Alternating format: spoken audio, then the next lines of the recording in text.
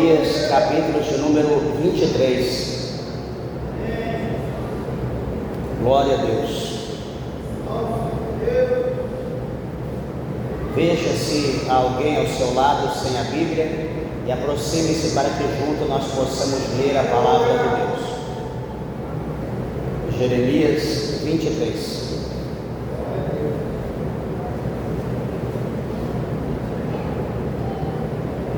Graças a Deus. Todos acharam? Digo amém? Amém. Meus irmãos, a partir do verso de número 9, está escrito assim: quanto aos falsos profetas, o meu coração está quebrantado dentro de mim, todos os meus ossos estremecem, sou como um homem embriagado e como um homem vencido pelo vinho, por causa do Senhor e por causa das palavras da sua santidade, porque a terra está cheia de adúlteros, e a terra chora por causa da maldição, e os pastos do deserto se secam, pois a sua carreira é má, e a sua força não é reta, porque tanto o profeta como o sacerdote estão contaminados, até na minha casa achei a sua maldade, diz o Senhor. Portanto, o seu caminho lhe será como lugares escorregadios na escuridão, serão empurrados e cairão nele, porque trarei sobre eles mal, o ano mesmo da sua visitação, diz o Senhor. Nos profetas de Samaria bem vi eu loucura, profetizaram da parte de Baal e fizeram errar o meu povo de Israel. Mas nos profetas de Jerusalém vejo uma coisa horrenda: cometem adultérios e andam com falsidade e esforçam as mãos dos malfeitores para que não se convertam da sua maldade. Eles têm se tornado para mim como Sodoma e os moradores dela como Gomorra. Amém? Podeis assentar.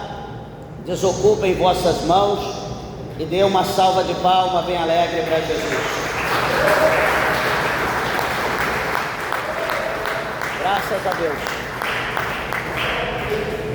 Aleluia. Meus irmãos, eu peço por favor toda atenção, toda reverência à palavra de Deus, em nome de Jesus Cristo. Por favor, você que está com criança, teu filho, filha, mantenha no teu colo, sentado com você. Evite de ficar andando pela igreja, para que as pessoas tirem atenção da palavra de Deus, e eu tenho que parar a pregação para chamar atenção. Então, por favor, mantenha a tua criança, serei breve devido ao tempo, e então após alguém precisar beber água e ao toalete, estará liberado para isso em nome de Jesus. Mas por favor, vamos dar ouvido à palavra de Deus, pois eu creio que o Senhor ele tem uma mensagem ao nosso coração. Meus irmãos, o profeta Jeremias, segundo o capítulo de número 1 desse livro, a palavra de Deus mostra para nós que o Senhor ele teve um chamado, como há vários tipos de chamado, nós podemos falar dessa forma, há várias classes de chamado. O Senhor Deus ele teve um chamado na vida de Jeremias como um chamado íntimo. Deus ele chamou Jeremias, como ele fala no capítulo 1, antes que ele formasse na madre, antes dele ser um embrião, o Senhor Deus já havia o escolhido, já havia chamado ele pelo nome dele, e não só isso, mas Deus já havia preparado nação, Deus já havia preparado povo, pessoas, para que Jeremias fosse o profeta, para que Jeremias fosse o porta-voz de Deus naquela nação, naquela região.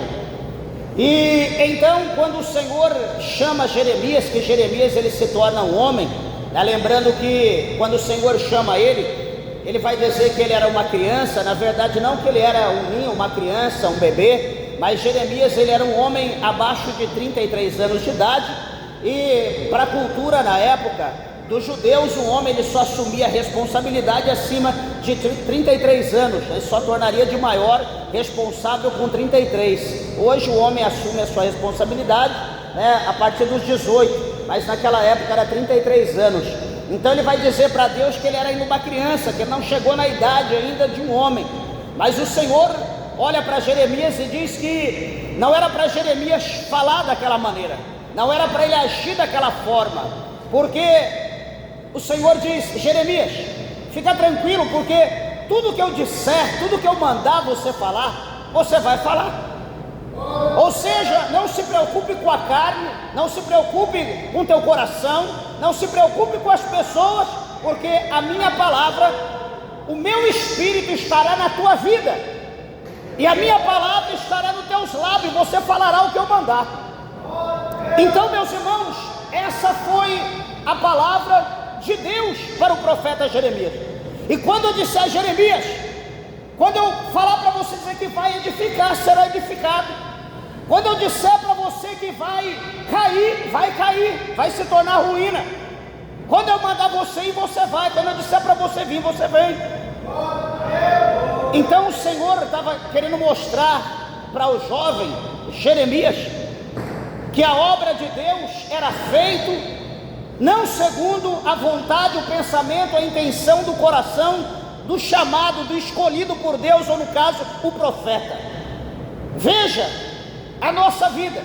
Quantos de nós, no tocante ao chamado de Deus, como Jeremias, o Senhor nos chama para um ministério específico, e a preocupação é: o que eu vou falar? Me lembro quando novo convertido, havia acabado de batizar, entrei no grupo de varões lá da nossa sede, era um monte, bastante varões, e chegou uma ocasião, um dia de sábado, que foi o culto com os varões, e eu ia dirigir o culto.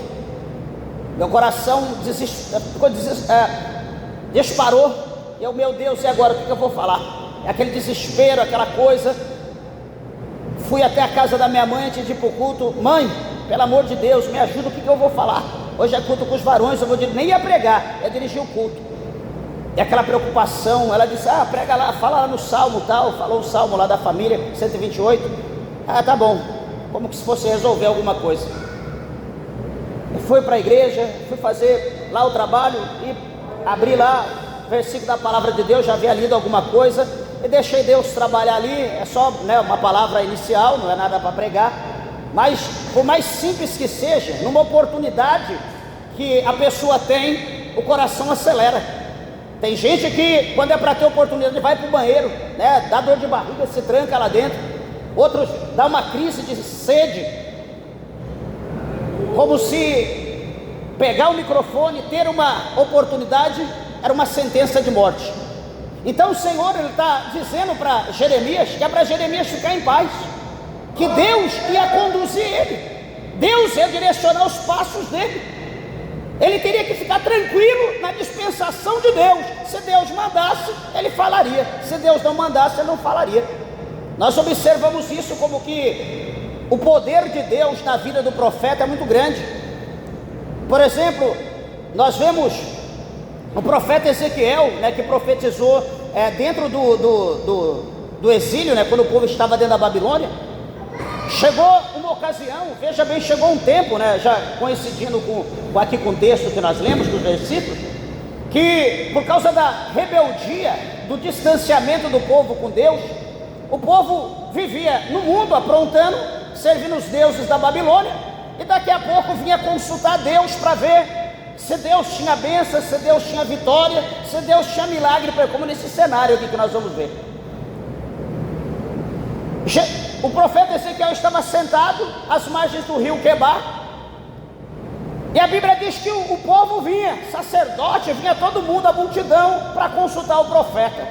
O Senhor disse: Ezequiel, eu vou colar a tua língua no céu da tua boca. Tu não vai falar, eu vou fechar a tua boca, tua língua vai ficar colada, grudada, e você não vai conseguir falar, porque esse povo, ele só quer me consultar, mas não quer ter compromisso comigo. Meus irmãos, será que aqui tem alguém desse jeito? Será que Deus já está falando alguma coisa com nós? Será que tem gente aqui que só quer consultar a Deus, para saber o que Deus tem para ele, mas ele não quer ter compromisso nenhum com Deus? Às vezes alguém pode dizer, Deus não falou nada que eu queria ouvir, mas aquilo que Deus disse que você precisava ouvir, será que você ouviu? Hoje o contexto está assim, o que Deus fala não é interessante, o interessante é o que a gente quer ouvir, é o que estava acontecendo aqui nesse cenário. Então Deus selou a boca do profeta Ezequiel, de maneira que ele não falou, fechou a boca, ficou cerrada, e Deus disse, você vai falar só quando eu mandar. E o povo tentava, ele não consigo falar, não sai nada, e ficava ali como mudo, tentando, até que chegou o tempo, o momento que Deus falou, agora você vai falar a minha palavra para esse povo. Então acontece dessa maneira, as coisas não é como a gente quer, não é, eu vou lá porque eu quero ouvir Deus falar dessa maneira, eu vou lá porque Deus vai falar de outra forma. Digo à igreja, está aqui minha esposa, eu meditei outro tema, mas em hoje aqui orando, Deus, o Senhor me concedeu essa palavra, pois eu creio que Deus tem algo para os nossos corações, eu tenho certeza, e veja bem que o que Deus tem para nós é muito melhor do que nós queremos ouvir da parte de Deus. Pode ter certeza que o que Deus tem para nós é para o nosso crescimento espiritual, é para a nossa maturidade, é para nós chegarmos mais perto de Deus, é para nós nos santificar mais, é para nós nos obedecer mais e nos tornarmos homens e mulheres cheios da presença de Deus. Quem crê na palavra de Deus, começa a adorar e glorificar Deus nessa noite. Calabassobe, acandarábia, surimbicanta, labracheia. Meus amados e queridos irmãos, observa aqui, nesse texto que nós lemos, Jeremias 23, do verso 9 ao verso 14.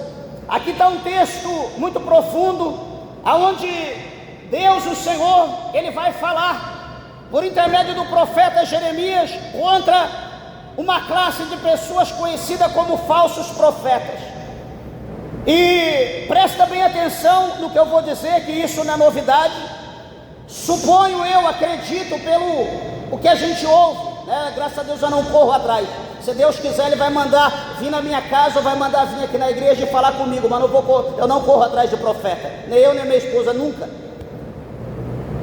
O que acontece aqui? Eu nunca vi uma época onde existe tantos profetas como nos dias de hoje.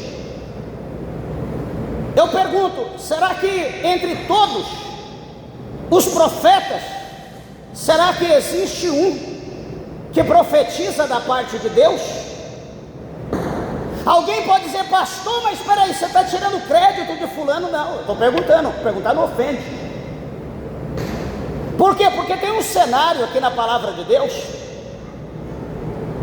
em crônicas, como em Reis, por exemplo, a Bíblia mostra para nós que Josafá, ele se encontra com Acabe, 2 reis, de Judá e de Israel, e eles sentam no trono, e o rei Acabe chama os seus profetas e pergunta, veja bem quantos profetas eram? 400 profetas, olha, 400, hein? Aquela multidão de profetas. E Acabe pergunta, olha, meus profetas, meus homens, boca de Deus na terra, diga para mim, para nós, para mim e para o rei Josafá, subiremos nós a Ramote Gileade e a tomaremos para nós. E todos aqueles 400 profetas entraram no mistério, vai daqui, vai dali, pula, salta, rola, dá cambalhota, faz macaquice, e daqui a pouco todos em uma só voz diz, ó rei, vive para sempre, pode subir a Ramote Gileade, porque o Senhor confirma que dará Ramote Gileade na tua mão, possa subir e possuir, porque é tua. Deus, o Senhor, garante. Todo mundo profetizou da mesma maneira, todo mundo profetizando a mesma coisa, mesma cartilha, todo mundo com a mesma palavra, 400 profetizando igual. Presta atenção, Josafá olha com a visão analítica, com uma visão crítica, uma visão espiritual, porque Josafá tinha o Espírito Santo de Deus, ele zelava pelas coisas de Deus até então, e ele olhou para aqueles profetas, ele viu que alguma coisa estava errada, ele observou que era impossível, como que poderia acontecer algo daquele, de maneira que ele questiona o rei. Acabe diz: ó rei, a propósito, não existe o único profeta que profetiza da parte do Senhor Deus de Israel. Josafá estava dizendo que aqueles profetas eram profetas que profetizavam por Baal, profetizavam por Aserá, eram profetas que profetizavam por intermédio de um Deus ídolo, não era pelo Deus Todo-Poderoso. Por isso que Josafá pergunta: não tem nenhum que profetiza por parte do Deus, do Eterno, do Deus de Israel? Então Acabe sente-se ofendido e diz: ô rei, não diga dessa maneira, é o seguinte, tem um, existe um, em meio a 400 tem um. Pastor, mas cadê ele? Ele não se manifestou, ele não pregou, ele não falou, pronunciou. Sabe onde Micaías estava? O único profeta de Deus, sabe onde ele estava? Ele não estava entre os holofotes, ele não estava no lugar de honra, ele não estava sendo alimentado pela mesa farta do rei e da rainha. Sabe aonde Micaías estava? Micaías estava dentro do cárcere. A Bíblia diz que ele estava no calabouço. Ele estava lá dentro, louvado seja Deus, comendo pão de amargura e água de fel. Ele estava lá sofrendo, como diz o ditado no mundo, comendo o pão que o cão amassou, se é que existe isso, porque não existe. Mas ele estava sofrendo, ele estava pagando preço no cárcere. Por quê? Porque ele falava da parte de Deus, porque ele falava a verdade. E Acabe não queria saber da verdade, Acabe queria ser bajulado. Acabe tinha um Deus chamado ego, que é o que todo homem tem, o eu, o interno do homem. Esse eu chama ego, é o que todo mundo quer, que ele seja massageado. Acabe queria, mas Deus não massageia ego de ninguém. A massagem para o ego do homem chama-se palavra. É por isso que Jeremias, aqui um pouco mais à frente, ele diz: não é a minha palavra como o martelo que esmiuça a penha.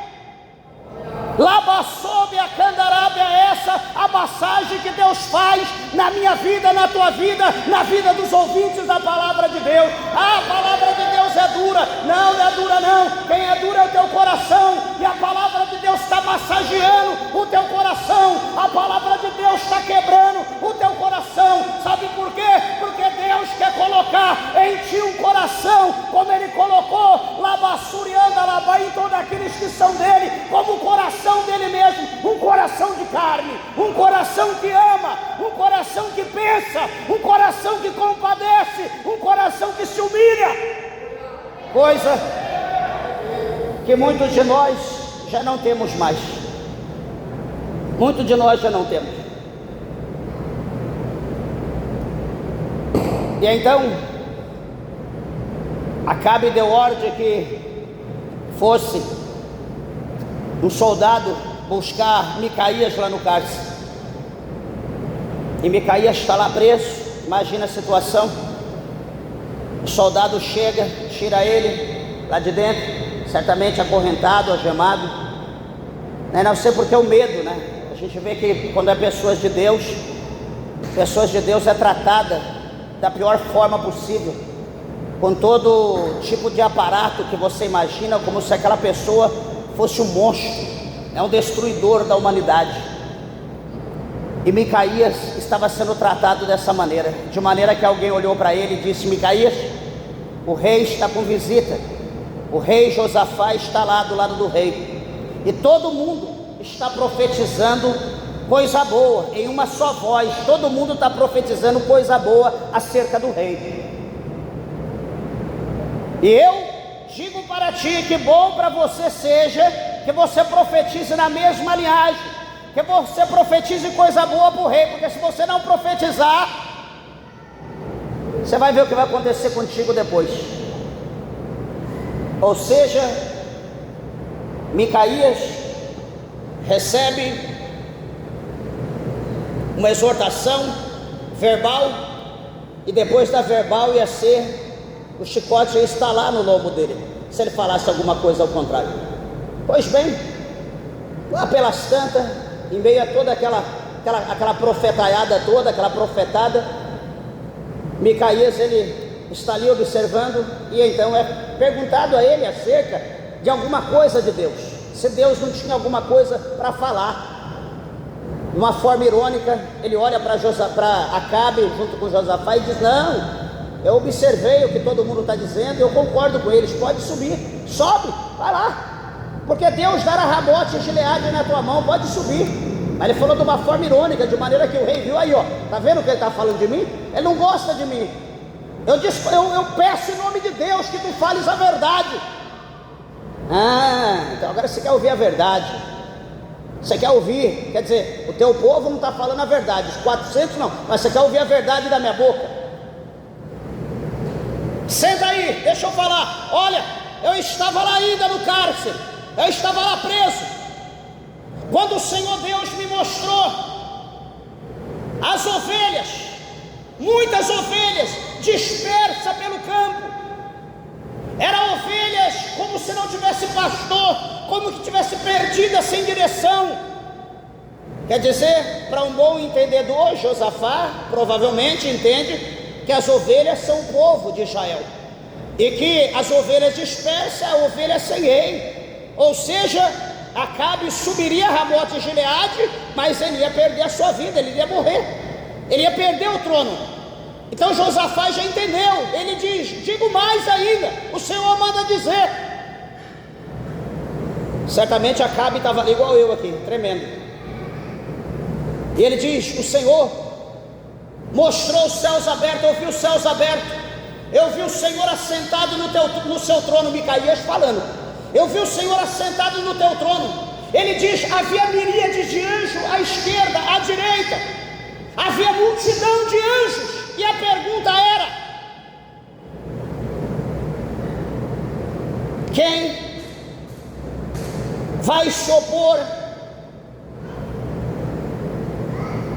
a Acabe para que ele não possua Ramote e Gileade?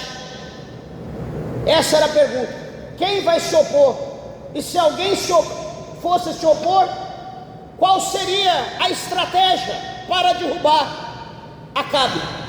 Então Micaías dizendo: olha, uns diziam dessa forma, outros diziam dessa maneira, outros diziam assim, e todo mundo, cada um dizendo alguma coisa, até que em meio àquela miríade, aquela multidão de anjos, se levanta um, e ele se levanta, se coloca de pé e diz: eu irei e serei uma pedra de tropeço contra Acabe.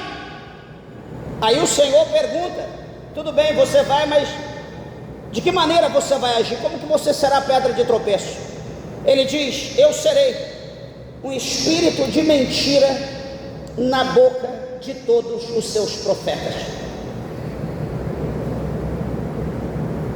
E então o Senhor disse: então vai e tu prosperará, pode ir. E o espírito então foi, de maneira que os 400 profetizavam a mesma coisa, por intermédio de um único espírito.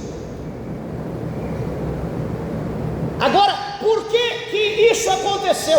Por que Deus quis derrubar Acabe? Porque Deus havia dado oportunidade para Acabe tirar os ídolos de Samaria, para Acabe limpar os ídolos, fazer o povo voltar a Deus. Acabe obrigava os homens, o povo, a adorar os ídolos, porque a sua esposa Jezabel era sacerdotisa de Baal. Então agora chegou o momento de Acabe pagar o preço, chegou o momento dele ser morto.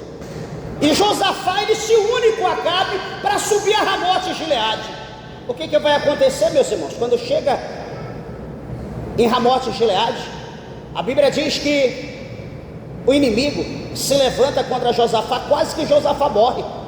Ele entrou na emboscada e ele clamou por Deus, e Deus deu o livramento, e Josafá foi livre ali, era para morrer. Enquanto isso, Acabe estava no seu carro guerreando, todo equipado. Daqui a pouco a Bíblia diz que um homem, na sua simplicidade, ele pega ali o seu arco, coloca uma lança, uma flecha, melhor dizendo, e ele solta aquela flecha, sem querer, talvez testando ali a flexibilidade ou a pressão do seu arco, e aquela flecha, creio ali que o anjo pegou aquela flecha e direcionou exatamente em um único lugar, ali um lugar que não estava protegido pela armadura de Acabe, e Acabe foi ferido e o seu sangue é derramado, e Acabe se desespera: me leva embora, me tira daqui, eu fui ferido, tira eu daqui. E Acabe foi embora. Quando Acabe chega no portão de Samaria, na beira do poço de Samaria, ele morre, porque havia uma profecia que era dita pelo profeta Elias, que ele ia morrer, que os cães iam lamber o sangue dele ali nas margens do poço, e exatamente naquele lugar Acabe morreu. Então observa uma coisa que a Bíblia já mostra para nós, que quando o homem de Deus, que quando a mulher de Deus faz aliança com pessoas que não são de Deus, ele está correndo, ou ela está correndo um grande risco. Pastor, mas eu queria abrir uma sociedade. Eu percebo que ele não é crente, mas é uma bênção. Ela não é crente, mas é uma bênção. Eu vejo que tem conhecimento, tem sabedoria. Certamente o negócio vai dar certo. Eu entro com dinheiro, ele entra com a sabedoria, com conhecimento, certamente nós vamos ficar ricos.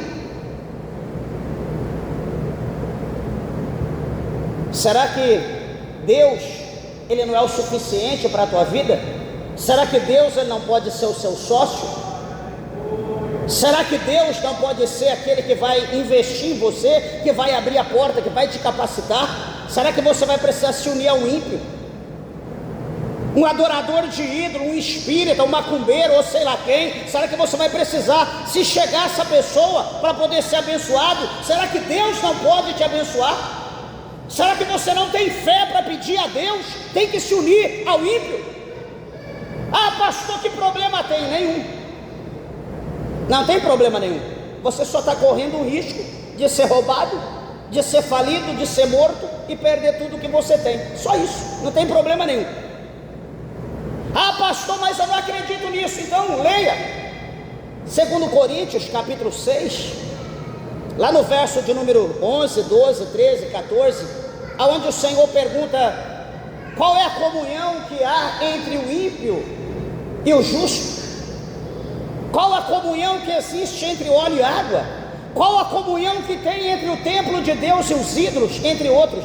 Por favor, a criancinha lá correndo toda hora, é perigoso cair aí, bater o rosto em alguma coisa, machucar, por favor. Meus irmãos, então observa que o Senhor, ele não dá permissão, Deus, ele não permite. Mas você pode olhar e dizer: pastor, mas a vida é minha. Tudo bem, eu creio que a vida é tua.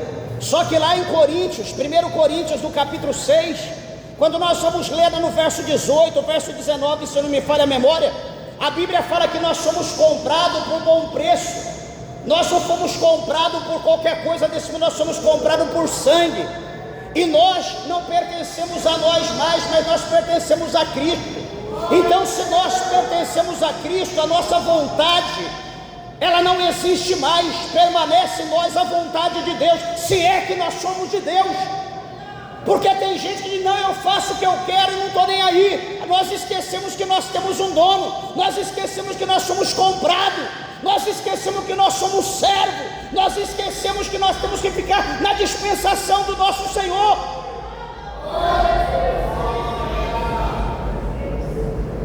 Hoje eu não entendo. A gente diz que Deus é nosso Senhor. Eu te amo, meu Senhor. Eu te amo, meu Deus. Meu Pai, tudo que tu disser eu faço. Aonde, pelo amor de Deus, quem fala isso e cumpre? Se você já leu, não leu, eu peço que você leia. alguma coisa. Qualquer dia eu vou trazer uma mensagem falando sobre isso. Qual era a função, presta atenção, qual era a função do servo? Qual é a função do servo? Qual é o direito do servo? Segundo a história, ou até mesmo segundo a palavra de Deus. Qualquer dia eu vou mostrar para os irmãos. Por quê? Porque hoje o mundo que nós vivemos é uma aberração. É pregado, é ensinado às pessoas que Deus tem que ser colocado na parede. Para mim, Deus que coloca na parede é Baal. É Deus de pedra, é Deus de gesso, essas coisas. Porque o Deus Todo-Poderoso, não existe parede, não existe casa, não existe nada feito à mão do homem que suporta a presença do Deus Todo-Poderoso. Não existe. Então é ensinado para o servo, um servo mor, intitulado pastor. Ele ensina para o servo menor, submisso, que ele tem que pôr Deus na parede. Ele ensina que o servo tem que obrigar. Ele ensina que o servo tem que pedir, tem que mandar, porque senão ele não vai mais para a igreja, senão ele não vai dar mais o dízimo, senão ele não vai dar mais oferta, senão ele não vai louvar mais, senão ele não vai pregar mais, senão ele não vai orar mais. Então é ensinado isso para as pessoas. Estou por aqui de ouvir esse tipo de coisa. Não, põe Deus na parede, Deus tem que dar, Deus tem que fazer. Certamente esse tipo de gente se tornou Deus e Deus se tornou um servo. Aquele Deus que fica aqui com guardanapo aqui, uma bandeja aqui na mão, cheio de bênçãos, e ele anda passando pelo meio. O que você quer? Você quer isso? Tó. E você? Tó isso. Sabe aquele garçom de restaurante, de churrascaria, que vem dessa forma, servindo? O que você quer? O que você quer beber? Meus irmãos, Deus nunca foi, Deus não é, e Deus nunca será isso. Se você estiver esperando isso de Deus, esquece. Se você estiver achando que Deus é teu empregado, esquece. Se você estiver achando que Deus vai fazer tudo o que você quer, esquece. Ué, mais? Esse dia eu ouvi, sei lá, não lembro onde foi, alguém dizendo: não, o melhor de Deus está por vir. Esse ano vai ser o ano do melhor de Deus. Então eu penso que esse ano vai ser o ano que Jesus vai arrebatar a igreja. Porque o melhor de Deus já veio há 2000 e poucos anos atrás, que foi Jesus Cristo. Não tem mais nada melhor que Deus possa ou poderia ter dado a nós do que dar o seu Filho Jesus Cristo. Não existe nada melhor. Por quê? Porque sem Jesus nós estávamos condenados ao inferno. Sem Jesus não haveria jeito para nós estaríamos mortos, condenados às profundezas do inferno. Mas por intermédio de Jesus, nós temos acesso ao céu, a Deus, ao Pai. Não é à toa que em João 6 ele diz que ele é o caminho, a verdade e a vida, e ninguém vai aos céus, ninguém vai a Deus se não for por ele, diz o Senhor. Meus irmãos, observa que então, sendo dessa forma, a nossa esperança tem que estar em Cristo. O nosso coração tem que estar voltado em Deus, e nós temos que estar submisso a Ele. Esses dias eu disse, hoje eu digo de novo, nós precisamos aprender que nós aceitamos Jesus, não é para ter uma casa melhor, se Deus quiser, amém, mas não que a Bíblia garante isso. Nós aceitamos Jesus não é para ficar rico aqui nessa terra, se Jesus quiser, amém, mas não é isso. Nós aceitamos Jesus não é para Jesus nos curar dessa enfermidade crônica aguda, enfim, se Jesus quiser, amém. Nós aceitamos Jesus não é para ter paz aqui nesse mundo, se Jesus quiser nós teremos, mas nós aceitamos Jesus, não foi para isso. Nós não aceitamos Jesus para ter sucesso na vida, se Jesus quiser nós teremos, se não, nós não aceitamos Jesus para essas coisas. Pastor, por que eu aceitei Jesus então? O pastor disse que a minha vida ia mudar, que agora ia ser só bênção, ia ser só vitória, ia ser sabor de mel. Desculpa eu te dizer, mas você foi enganado. Você foi enganado. Sabe por quê? Porque nós aceitamos Jesus para uma única coisa. Nós aceitamos Jesus para obter a salvação da nossa alma. Porque sem Jesus não existe salvação. Não existe como a alma ir ao céu se não for por intermédio de Jesus. Ele é o Salvador da humanidade, é o Salvador da alma. E nós aceitamos Jesus para que por intermédio da nossa fé nele, nós possamos alcançar a salvação da nossa alma e ponto final. Então é por isso que você aceitou Jesus. Se Deus quiser fazer alguma coisa, amém. Se Deus não quiser fazer alguma coisa, amém. E nós precisamos perseverar até o fim, porque ainda nós não partimos dessa terra. Enquanto nós estivermos aqui, nós precisamos perseverar, porque nós estamos perseverando pela salvação da nossa alma e para nada mais. Eu quero que você entenda isso, igreja. Você precisa entender. Porque está cheio de gente, eu não vou mais para a igreja, porque Deus não me deu a vitória, porque Deus não salvou meu esposo, porque Deus não salvou minha esposa, porque é só luta, é só prova, o cão está agindo. Ué, por que você não ora? Por que você não jejua? Por que você não busca poder, autoridade, unção, virtude de Deus? Para repreender o diabo, para repreender a doença, a enfermidade, a tribulação. A luta, o mal está em toda a terra. Mas deixa eu te dizer uma coisa, eu vivo em paz. Eu vivo, minha esposa vive em paz. Na minha casa tem paz. Na minha casa tem paz. Pastor, porque o senhor é missionário, é crente. Será que só eu e ela que é crente? Quantos crentes, quantas casas de crente que existe? Que é copo para lá, prato para cá, palavrão, é panela. Parece um ferro velho. Tanto joga coisa no outro e nome grande, nome pesado que amassa tudo. É crente também, e aí? Então nós precisamos vigiar e saber que nós estamos cercados por multidão de testemunhas. Tem gente de olho em nós, tem pessoas querendo ser como nós, mas quando vê falha, quando vê um deslize, uma brecha, pula longe. Então nós precisamos vigiar, porque a nossa caminhada é longa, nós precisamos chegar até o fim. Mas entendendo aqui o mistério, para encerrar, o profeta Jeremias, aqui nesse capítulo 23, a partir do verso de número 9, ou o versículo de número 10, ele vai mostrar para nós, vai falar que a terra está cheia de adúlteros. Ele está dizendo, a terra está cheia de adúlteros, isso ele dizia naquela época. E será que hoje nós podemos dizer, a terra está cheia de santos? Será que melhorou? A terra está cheia de santos? Se eu disse no princípio que nunca se viu tantos profetas que existe hoje, certamente a quantidade de adúlteros, sei lá o que a gente pode usar para calcular ou para falar, dar um nome. Mas ele está dizendo que a terra está cheia de adúltero e a terra chora por causa da maldição. Então a terra, ela foi amaldiçoada. Isso não é novidade para ninguém. Desde o capítulo de número 3 do livro de Gênesis, a Bíblia diz para nós que a terra é amaldiçoada por causa do pecado do homem.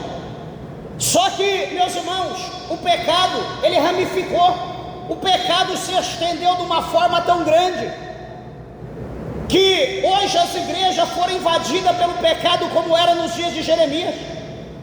A terra hoje, o pecado está de uma forma tão tremenda que as pessoas perderam o pudor, as pessoas perderam o temor. Eu falo isso porque o temor é uma coisa que é essencial para o homem e para a mulher de Deus. Se o crente, ele perdeu o temor, é melhor ele entregar a vida dele para o diabo. Porque quando o crente perde o temor, ele não tem medo de nada, da mão de Deus, ele não tem medo do juízo de Deus, ele não tem medo do inferno, ele não tem medo do diabo. Não, isso não existe, isso é falácia, isso é conversa mole. ele não tem temor, ele não tem medo. Para ele se torna uma pessoa anestesiada. Sabe a pessoa anestesiada que recebeu uma anestesia geral e de repente ele acordou, ele está vendo ali alguém cortar a mão dele, fazer uma cirurgia na mão, está vendo alguém cortar o braço, alguém abrindo ele no meio, ele está ali olhando, vendo aquilo, mas para ele é normal, porque ele está anestesiado. O crente, quando ele perde o temor, ele é desse jeito. Ele está pecando, ele sabe que aquilo vai levar ele para o inferno, mas ele está anestesiado, ele não desperta, ele está em stand-by, ele está no sono da indolência, ele está dormindo, ele está em outra dimensão. Para ele tanto faz como tanto fez. E hoje, desculpa do que eu vou dizer, mas a igreja, de uma forma geral, o mundo que serve a Deus está vivendo dessa forma. Meus irmãos, eu quero dizer para a igreja encarecidamente que é tempo de nós despertarmos do sono, é tempo de nós abrirmos os nossos ouvidos e ouvir a voz de Deus, é tempo de nós abrirmos a nossa boca e começar a clamar a Deus, de maneira tal que o Senhor Jesus, ele diz que as portas do inferno, elas não prevalecerão contra a minha igreja. Aí eu pergunto para os irmãos, do jeito que o mundo evangélico está indo hoje, será que a porta do inferno está prevalecendo, ou a porta do inferno já fechou e nunca mais há de se manifestar? Meus irmãos, eu acredito, ao meu ver, que a porta do inferno nunca esteve tão aberta, escancarada, e os demônios fazendo a festa, um carnaval dentro das igrejas, anestesiando tudo e todos. A gente entra na igreja mudo e sai calado. Se está lá em casa, aqueles crentes mais fiéis, que tem televisão, que assiste novela, assiste filme, futebol, entre outras coisas, esses aí então piorou, não consegue nem piscar. Quando tem revelação, não tem força para levantar a mão, está preso, parece uma múmia. Desculpa de falar dessa maneira. Quando não, está disputando com o palhaço, está vindo para a igreja, mas pensa que está indo para o circo. Por quê? É tanta pintura, é cabelo, é sobrancelha, é olho, é rosto, é orelha, é unha, é dedo, é pé, é mão, é roupa. Eu pergunto, Deus está preocupado com a tua aparência exterior? Não, pastor, mas aqui mesmo tem aqui um camarada que diz que é pastor, que quando chega na sexta, ele pega o microfone e diz: irmãs, amanhã é dia de vocês ir para o salão, tinja esse cabelo, muda isso aí, deixa o negócio mais bonitinho, a idade está chegando, mas vocês têm que parecer nova, Deus gosta de coisa boa, coloca uma roupa mais apertadinha, mais curta, uma roupinha mais decotada, arruma essa unha, arruma esse olho, arruma essa sobrancelha, tira essa taturana. E assim o filho do diabo, o filho da serpente, está ensinando a igreja, e a igreja está dizendo: esse sim é pastor, porque esse aí é o massageador de ego, é o massageador do eu, é o massageador das pessoas, é aquele que chega lá no ombro e vai apertando devagarzinho, vai descendo. Esse é o pastor bom, é o pastor que coloca a gente na inércia, é o pastor que coloca a gente no sono da indolência. Esse que é o pastor bom, é aquele que nos anestesia, é aquele que faz com que nós podemos aderir às coisas do mundo, que a Bíblia diz que não pode mais, numa visão, numa hermenêutica, na homilética, ou numa exegese aqui mais profunda, nós vamos conseguir entender e dizer que isso não é exatamente da maneira que está escrito. Então, eu digo, se não é da maneira que está escrito, então o Espírito Santo de Deus errou, ou Deus não queria dizer o que ele disse, o qual foi escrito. A Bíblia diz que Deus não erra, a Bíblia diz que Deus não mente. Se alguém está mentindo, é o homem, é eu, é você, não é Deus. Deixa eu mostrar para você aqui 4 coisas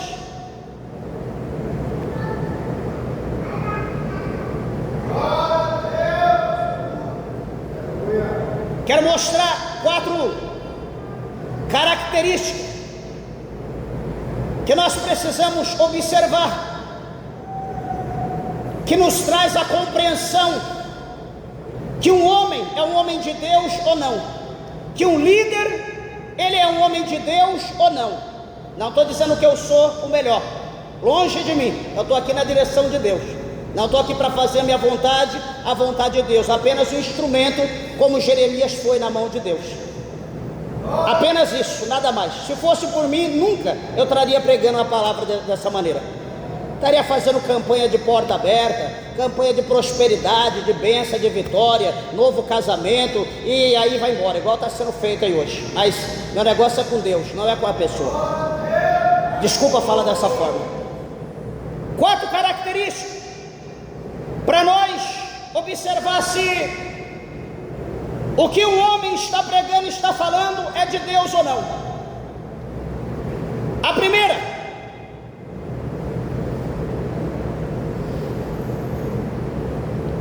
eles não vivem de acordo com a palavra de Deus.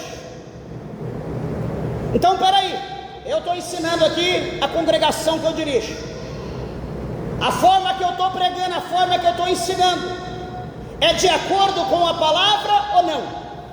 Alguém pode dizer, é a doutrina do pastor Celso. Não, o ensinamento é meu, mas a palavra é de Deus. Eu estou sendo um canal de ensino por intermédio do Espírito Santo de Deus, propondo a vocês, apresentando a vocês a palavra de Deus. Eu não estou apresentando a minha vontade. Por isso tudo que eu prego aqui, que eu vou ler, eu falo capítulo, versículo, eu mostro para você. Então não é a minha doutrina, a doutrina é de Deus, a palavra é de Deus. Então, se eu estou ensinando aqui a igreja a andar de acordo com a vontade de Deus, então certamente eu não estou sendo um falso profeta, porque eu estou ensinando, por mais difícil que seja, por mais apertado, eu estou ensinando o caminho que leva ao céu. Eu estou ensinando a renúncia, eu estou ensinando a apartar do pecado, eu estou ensinando como o homem de Deus deve se portar, como a mulher de Deus deve se portar, como nós devemos perseverar, permanecer até a volta do Senhor Jesus Cristo. Aí alguém pode pensar, peraí, mas então aonde eu congrego, aonde eu vivo, aonde eu habito, então não está sendo de Deus. Então vamos fazer uma reflexão ou uma pergunta: por que você pensa dessa maneira?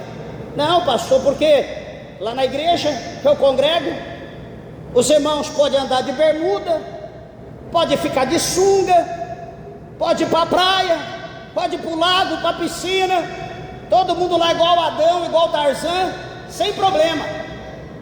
Pode colocar a camisa do time de futebol, pode torcer, sei lá, para qual time aí, pode torcer para o time, mas vai tudo para o inferno. Todos esses crentes que é jogador, todos esses crentes torcedor de time de futebol, vai tudo para o inferno. Deus não está em negócio algum de jogo. Todo tipo de crente prostrado em novela, em filme, pornografia, em coisa do mundo, é crente? É, mas está praticando isso? Tá, vai tudo para o inferno. A Bíblia condena. Pastor, mas lá na minha igreja é permitido, as irmãs podem cortar cabelo, as irmãs podem pintar cabelo. Então, certamente, desculpa do que eu vou dizer, mas você não está vivendo o evangelho como o evangelho é. O evangelho é renúncia. O evangelho é renúncia. Você não precisa se maquiar, você não precisa se moldar. A beleza da mulher, diz o apóstolo Pedro, não está no exterior. A beleza da mulher está aqui dentro, no coração sincero. A beleza da mulher está dentro, onde não se pode ser tocado. E entre tantas coisas, então faça um comparativo. Segunda coisa, dilui o evangelho a fim de torná-lo mais saboroso, mais digestivo. Como que é diluir o evangelho?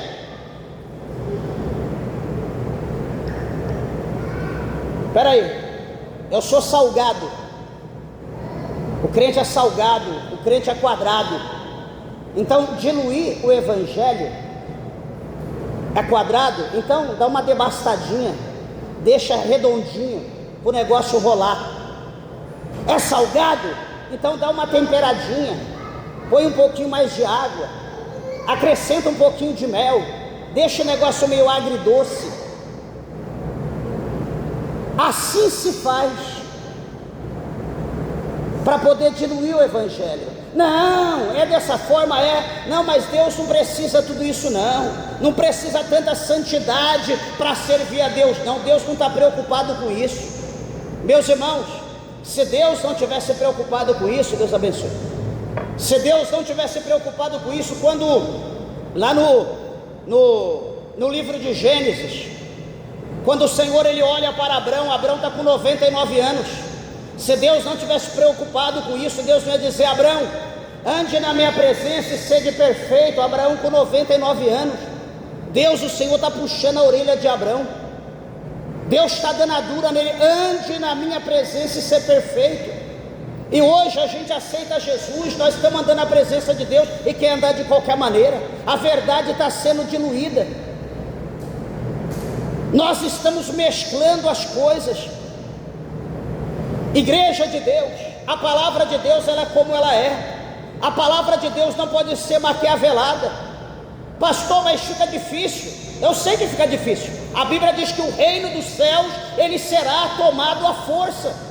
O reino de Deus não será tomado no algodão doce, no mamão com açúcar. O reino de Deus não será tomado no ficar ali na rede, para lá e para cá, tomando água de coco gelado na sombra. O reino dos céus é tomado à força, é com lágrima, é com perseverança, é rastejando, é clamando. É assim que se tomará o reino dos céus.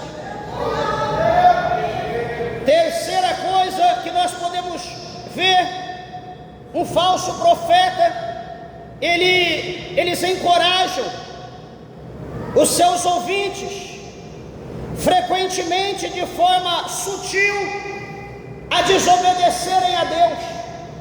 Eu chamo a atenção de novo. A gente olha o evangelho como era antes e olha o evangelho como está hoje. Por que está do jeito que está hoje? Porque de uma forma sutil as pessoas foram instruídas a não seguir a palavra como é.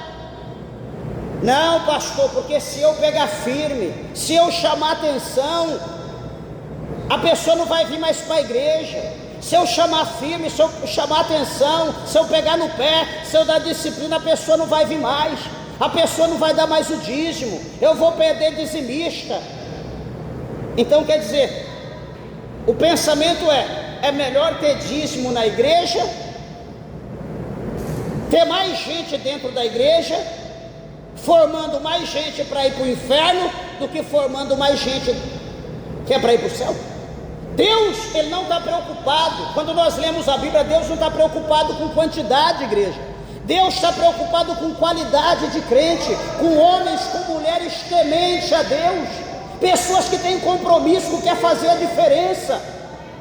Olha lá no capítulo 6 do Evangelho de João, quando o Senhor Jesus, ele está pregando a palavra de Deus, falando que a carne dele verdadeiramente é comida, o seu sangue verdadeiramente é bebida. Aquele que come da minha carne e bebe do meu sangue tem a vida eterna, e esse ressuscitarei no último dia. Jesus está ali pregando, falando a palavra. De repente a multidão se distancia.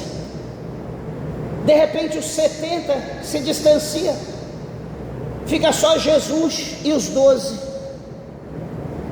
E Jesus então pergunta: e vocês não vão também como os demais? Poderia Jesus olhar e ver a oportunidade dele fazer uma campanha, lançar ali alguma coisa estratégica e arrancar o couro do povo? Não, o negócio de Jesus é com a palavra. O negócio de Jesus é com a obediência ao seu Pai, a obediência a Deus. Por isso ele diz que ele veio não para fazer a vontade dele, mas para fazer toda a vontade de Deus. Jesus veio para pregar a palavra de Deus como ela é. Jesus não veio maquiavelar, Jesus não veio preparar atalho. Ah não, a igreja ali é uma bênção, eu queria congregar lá, mas a palavra é dura, deixa eu ir para outra. Eu vou lá só para receber bênção, mas eu vou congregar no outro lugar. Vai congregar no outro lugar, vai tomar ceia no outro lugar, em pecado, vai comer e beber indignamente, que você vai para o inferno. Jesus vai voltar, você vai estar dentro da igreja, está vivendo, achando que você vai para o céu, mas você sabe o fim. Você sabe o fim. A palavra de Deus, ela é fiel e verdadeira. A palavra de Deus, ela não mente. A última coisa para encerrar, o quarto ponto: esses falsos profetas tendem a ser arrogantes, a servir os seus interesses, falando conforme a expectativa do seu público, em vez de serem fiéis à palavra de Deus.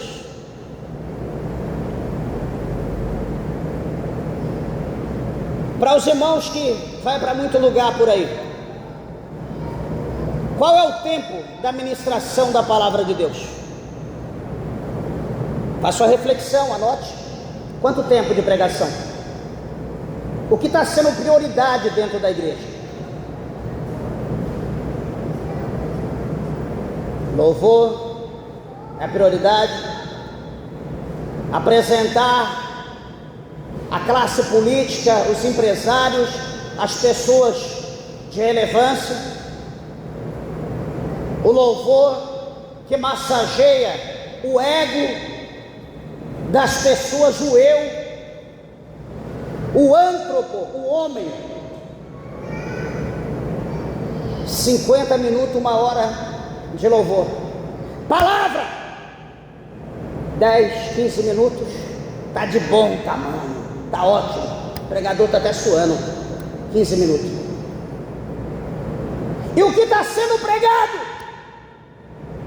Hoje é o dia da bênção, hoje é o dia da vitória. Você entrou cabisbaixo, vai sair de cabeça erguida. Aquele que queria ver o teu mal, Deus vai pisar, Deus vai esmagar. Quem crê vai dando glória. E o povo chora, pula, rola. É hoje. É isso que a gente quer. Nossa carne quer isso, um Deus de vingança, um Deus garçom que faz a nossa vontade. É isso que está sendo pregado por aí. Mas eu pergunto, é essa a vontade de Deus? Será que os negócios de quem está na direção não está sendo em primeiro lugar, e não as coisas de Deus? As coisas de Deus é secundária, terciária, enfim. Meus irmãos, é uma reflexão essa palavra. Mas interessante é que o Senhor, Ele mostra para nós que Ele estava vendo loucura, as pessoas estavam ficando loucas. Não está aqui no verso de número 13? Nos profetas de Samaria bem viu eu loucura. Profetiza da parte de Baal e fazem errar o meu povo.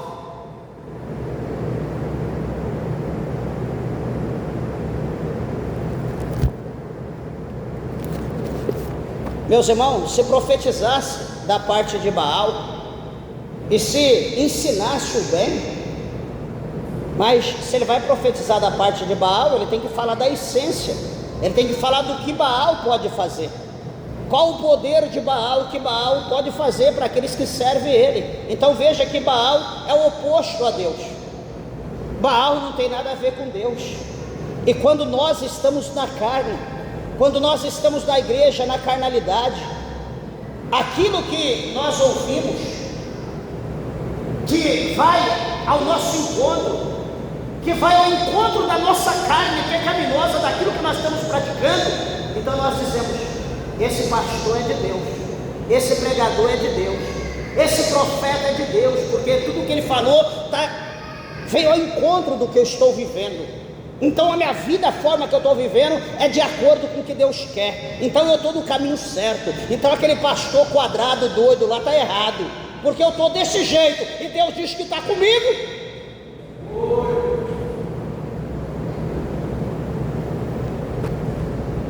Igreja, nós não somos crianças, nós temos mente, nós temos entendimento, só que nós não podemos esquecer que o capítulo 4, verso 4, da segunda carta do apóstolo São Paulo aos Coríntios, o apóstolo São Paulo diz que o Deus deste século, ele cegou as pessoas, ele cauterizou as pessoas, o entendimento,